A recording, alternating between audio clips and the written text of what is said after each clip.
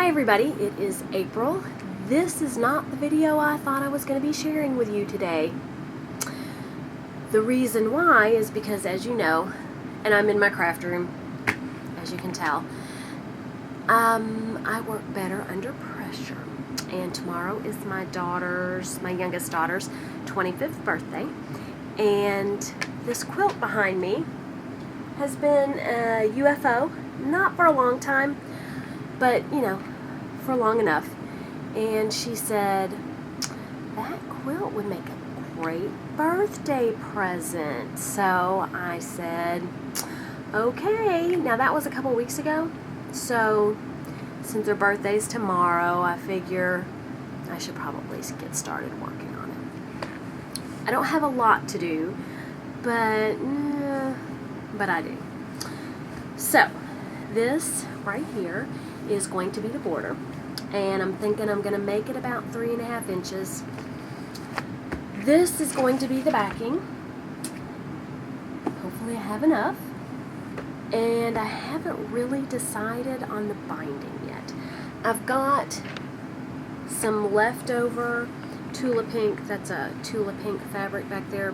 Pinkerville, I believe it is. I think it's Pinkerville. I should be able to tell because this is also that. Yes, Pinkerville. That's it, Pinkerville. I've got these left over because it was just, it's called 14 squared, and you used 14 fat quarters, so it was pretty good on using up all your material, not having any waste. And I don't honestly think that this is going to be enough to bind the quilt. So, first, one thing at a time. So we'll add this border, and then I'll make a quilt sandwich, which is my least favorite thing to do, but we'll walk through that. And then I'm going to quilt it. And I thought about straight lines quilting. That's not what it's called. But instead of doing a free motion quilting, doing straight line and maybe even decorative stitches. But I haven't decided yet because, I work better under pressure. So let's get busy. Got a lot to do.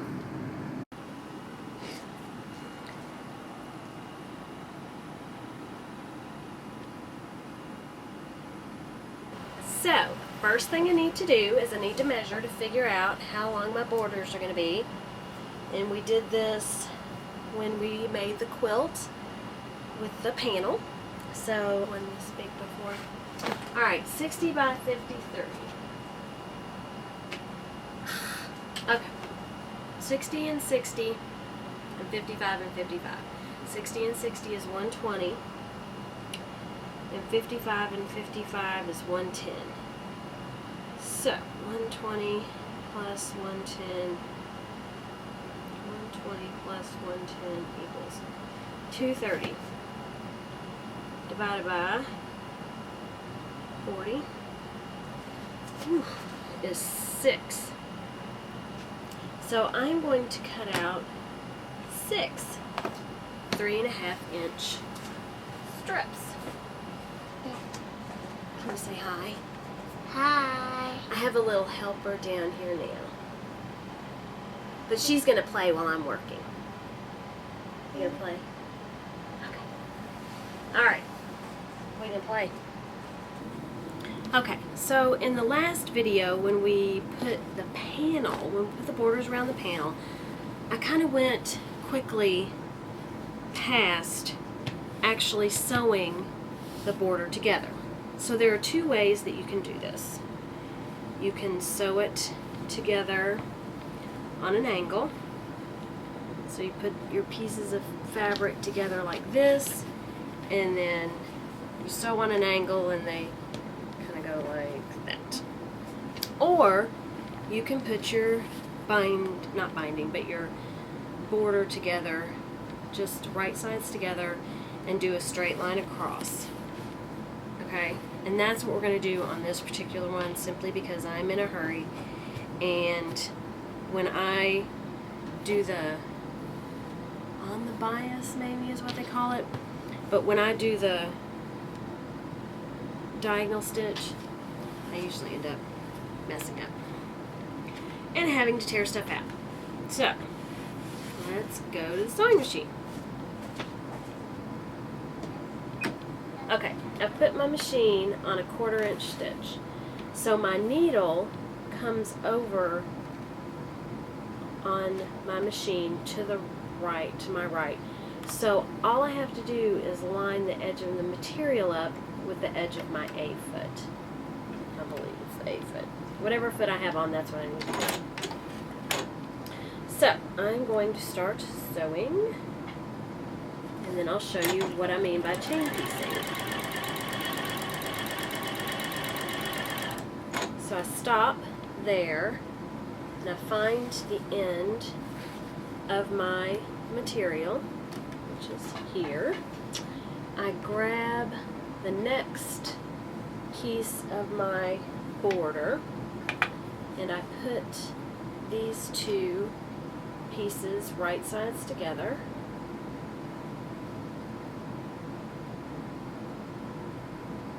Line them up. Then I put it under the machine, or not under the machine, but near where the foot is. And then shortly after that border is done, I start the next border. And then when I get close to the end, I find the end of that piece of material. And then I grab my next border, which is here, find the end of it, put them together, and start sewing. My head's a little cut off, but that's okay, because I want to make sure that you see this. So, I've sewn all my pieces together, but then I've also chain stitched. So I need to trim the stitch in between the two borders that I stitched together. So there, here, oopsie, okay, here, and here. And it goes really quick when you chain piece them. It goes really quick even when you don't. Alright, so now I've got this big long strand of border that I'm going to put around the outside edge. First, however, because I've chosen to do my border this way, I am going to go, I may just hand press it. Hand pressing, or finger press, sorry. Finger pressing tends to work just as well as, I mean, you know. It works in a pinch. How about that? So now what I'm going to do is I'm going to take a little quilt. I think I'm going to do the long side first. It's kind of different from how I did. Do I do that?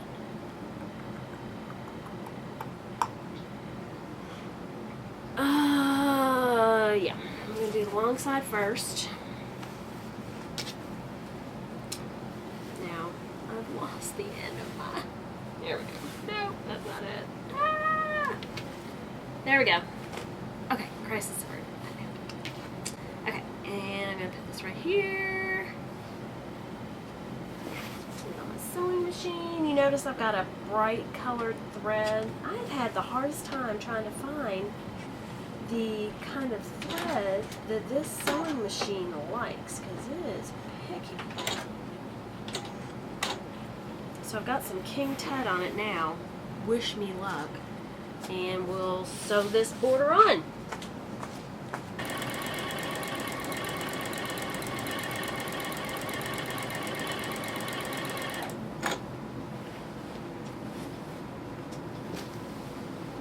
What? Okay, what is that? It's a finger paw print. It's a finger paw print.